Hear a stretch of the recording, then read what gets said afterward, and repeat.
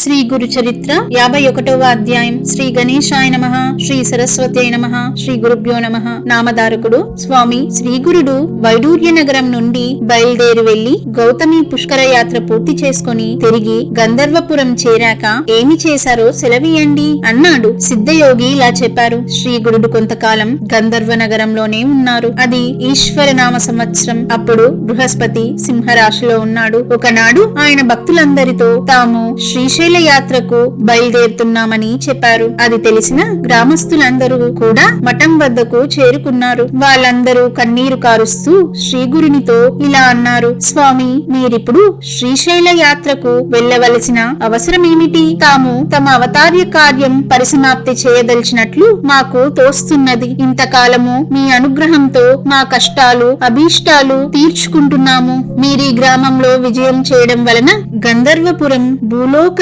వైకుంఠమనదగిన మహాపుణ్యక్షేత్రంగా రూపొందింది. నిజానికి మీరు మా అందరికీ కులదేవతగా నిలిచారు. మేము అగ్నులము, దీనులము. మాకు మీరు తప్ప వేరు దిక్కు లేదు. మమ్మల్ని విడిచిపెట్టిపోవడం మీకు న్యాయమేనా? ఏ తల్లి అయినా తన బిడ్డలను ఇలా విడిచి వెళ్లిపోతుందా? ఎప్పుడు వారి చెంతనే ఉండి వాళ్లను సాకడం ఆమె ధర్మం కాదా అన్నారు. శ్రీ నరసింహ సరస్వతి స్వామి వాళ్ల భక్తికి కరిగిపోయి చిరునవ్వుతో ప్రేమగా ఇలా అనునయించారు. బిడ్డలారా, మాపై ఇంత భక్తితో మెలిగి మిమ్మల్ని విడిచి మేము మాత్రం పోగలమా? నిజానికి మేము ఎల్లప్పుడూ ఈ గంధర్వపురంలోనే ఉంటాము. నిత్యము ఈ సంగమంలో స్నానము, నిత్య కృత్యములు తీర్చుకొని మధ్యాహ్న సమయంలో ఈ గ్రామంలో భిక్ష చేసుకుంటూ ఈ మఠంలోనే మీ సేవలు అందుకుంటూ గుప్తంగా ఉంటాము. కేవలం లౌకికుల స్థూల దృష్టికి మాత్రమే మేము శ్రీశైలం వెళ్ళినట్లు ఇక్కడ లేనట్లు కనిపిస్తాము. కాని నిజానికి మా ప్రతిరూపాలుగా ఇక్కడ ప్రతిష్ఠిస్తున్న మా పాదుకల రూపంలో ఇక్కడే ఉంటాము. ఇది ముమ్మాటికి నిజము, ఎట్టి సందేహము లేదు. మా భక్తులకు మేము ప్రత్యక్షము కానిదెప్పుడు? ఈ గంధర్వపురంలో భక్తుల యోగక్షేమాలు కనిపెట్టి ఉండే మమ్మల్ని సేవించేవాడు కోరినది ఏది లభించదు. మీరందరూ నిత్యము ఈ సంగమంలో స్నానం చేసి సాక్షాత్తు కల్పవృక్షమైన ఈ అశ్వత్థ వృక్షానికి ప్రదక్షిణం చేసి అనార్థాలన్నిటినీ తొలగించగల ఇచ్చటి పాదుకలను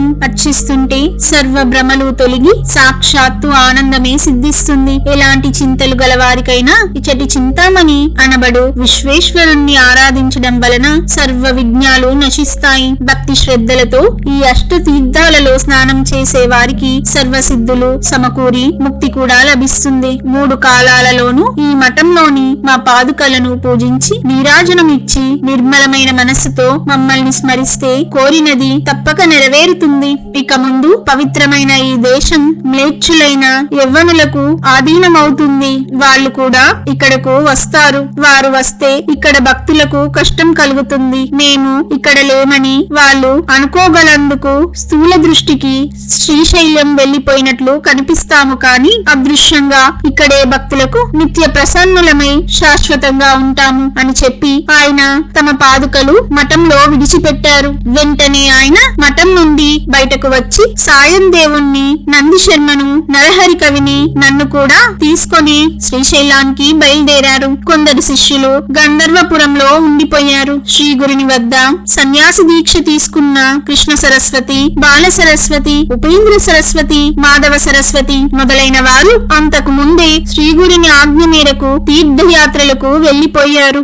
స్థానిక భక్తులు మా 5గురిని ఊరి పొలిమేర వరకు వచ్చి సాగనంపి చేతులు జోడించి శ్రీవారి దివ్య రూపం కనుమరుగయ్యే వరకు చూస్తూ నిలబడి అటు తర్వాత వారి పాదాలను ధ్యానిస్తూ తిరిగి వెళ్లిపోయారు. అటు తర్వాత జరిగినది చెబుతాను విను. వెనుక శ్రీగురుడు వైద్యనాథ క్షేత్రం నుండి బయలుదేరినప్పుడు వారి వద్ద సెలవు తీసుకుని తీర్థయాత్రలకు బయలుదేరిన శిష్యులు వైడూర్య నగరాన్ని పరిపాలించిన యవ్వనరాజు శ్రీగురుడి ఆజ్ఞానుసారం కొంతకాలం ముందే శ్రీశైలం చేరి అక్కడ వారి రాక కోసం ఎదురు చూస్తూ ఉన్నారు. బహుధాన్య నామ సంవత్సరంలో ఉత్తరాయణ పుణ్యకాలం వచ్చింది. కుంభరాశిలోకి సూర్యుడు, కన్యా రాశిలోకి బృహస్పతి ప్రవేశించారు. అది శిశిర ఋతువు, మాఘమాసము, కృష్ణపక్షము, ప్రతిపద శుక్రవారం నాడు శ్రీగురుడు శిష్యులమైన మా 4గురితో కలిసి శ్రీశైలం వద్దనున్న పాతాళ గంగకు చేరారు. అక్కడ ఆయన స్నానం చేసి ఒక పుష్పాసనం సిద్ధం చేయమని మమ్మల్ని ఆజ్ఞాపించారు. కనిపించారు. మేమంతా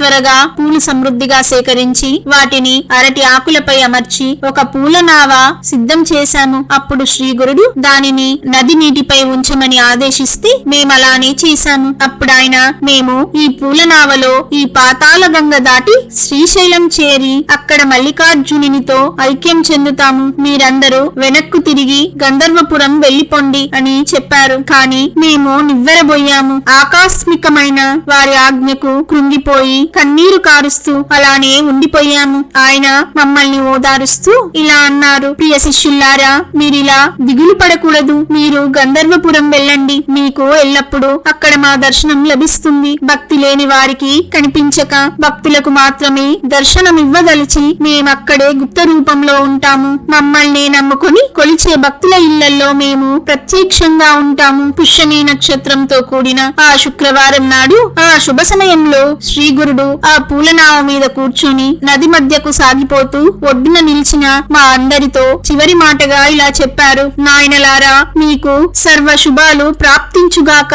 నలుగురు ఒక చోట చేరి మా చరిత్ర పారాయణ చేసేవారు, అందులోని స్తోత్రాలు పఠించేవారు, నామ సంకీర్తన చేసేవారు మా ప్రీతికి పాత్రులవుతారు. మా కథామృత గానం చేసేవారింట్లో 4 పురుషార్థాలు సిద్ధులు నిత్య నివాసం చేస్తాయి. జీవితాంతము అష్టైశ్వర్యాలు, అటు తర్వాత ముక్తి సిద్ధిస్తాయి. మేము ఆనంద నిలయానికి వెళ్తున్నాము. మేమచ్చటికి చేరగాని అందుకు గుర్తుగా మీ వద్దకు 4 తామర పువ్వులు ఈ నదిలో కొట్టుకొని వస్తాయి. మీరు నలుగురు వాటిని ప్రసాదంగా తీసుకోండి. మీరు వాటిని ప్రాణం కంటే ఎక్కువ విలువైనవిగా భద్రపరుచుకొని పూజించుకోవాలి. ఇది మా ప్రమాణం. దీనిని సంశయించరాదు అన్నారు. ఆ నావ ముందుకు సాగి కొద్దిసేపట్లో కనుచూపు మేర దాటిపోయింది. అయినా తాము ధరించిన కాషాయ వస్త్రంతో తమ తలను కూడా కప్పుకున్న వారి రూపం దివ్య తేజస్సులతో మా హృదయాలలో అలా నిలిచిపోయింది. ఇలా శ్రీగురుడు తమ అంతిమ సందేశమిచ్చి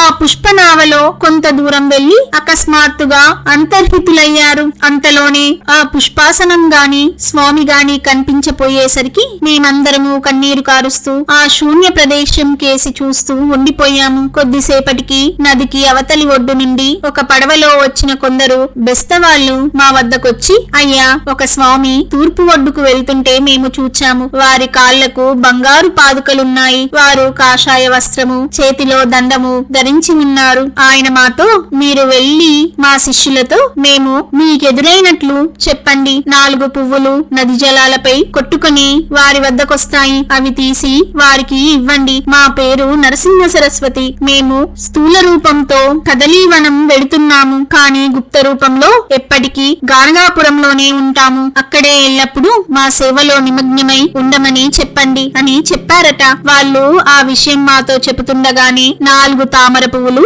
నదిలో కొట్టుకు వస్తున్నాయి. శ్రీగురుని ఆదేశం ప్రకారం ఆ బేస్తవారు వాటిని చూడగానే నదిలో దూకి ఈదుకుంటూ పోయి ఆ 4 పువ్వులను తెచ్చి ఇచ్చారు. వారి నుండి ఆ పువ్వులను అందుకొని సాయం దేవుడు మా అందరికి తలా ఒకటి ఇచ్చాడు. అవి తీసుకుని మేము శ్రీగురుని స్మరించుకుంటూ గంధర్వ నగరంలోని మఠం చేరుకున్నాము. శ్రీగురుడు అక్కడ నుండి బయలుదేరి వెళ్ళినప్పుడు మమ్మల్ని సాగనంపిన గ్రామస్తులందరూ దిగులుగా ఆయన కనుమరుగయ్యే వరకు చూచి శ్రీగురుని గురించి మాట్లాడుకుంటూ మఠం చేరుకొని అక్కడ కూర్చున్నారు. ఇంతలో అకస్మాత్తుగా అక్కడ శ్రీ నరసింహ సరస్వతి స్వామి యథాపూర్వం తమ స్థానంలో కూర్చొని కనిపించారు. ఆయనను చూచి అందరూ ఆశ్చర్యచకితులై నమస్కరించి లేచేసరికి వారి రూపం అదృశ్యమైంది. అంతటితో గ్రామస్తుల సంశయాలన్నీ మటుమాయమై ఆ అవతారమూర్తి సామాన్య మానవులని తలచనం ఎంతటి అపచారమో వారికి అర్థమైంది.